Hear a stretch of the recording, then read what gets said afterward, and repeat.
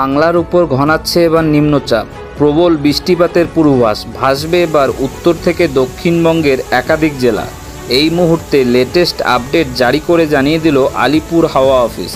তো বন্ধুরা, সে নিয়ে আজকের ওয়েদার আপডেটটি আমি আপনাদের সাথে শেয়ার করতে যাচ্ছি যে ফের কবে নাগাদ বঙ্গোপসাগরের বুকে ঘনীভূত হচ্ছে এই শক্তিশালী নিম্নচাপ এবং এর ফলে কবে থেকে পশ্চিমবাংলার কোন কোন জেলায় তুমুল ভারী বৃষ্টিপাতের পূর্বাভাস দিল আলিপুর আবহাওয়া দপ্তর।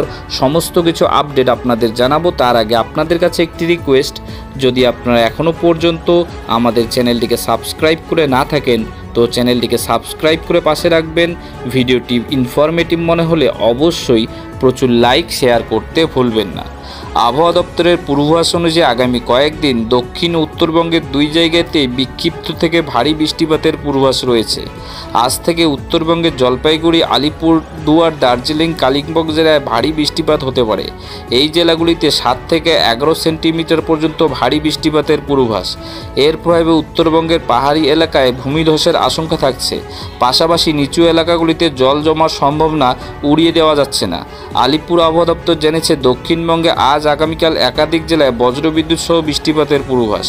বিশেষত দক্ষিণ 24 পরগনা, পূর্ব মেদিনীপুর, মুর্শিদাবাদে বজ্রঝড় 30 থেকে 40 কিলোমিটার দমকা গতিতে বইতে পারে ঝোড়ো হওয়া।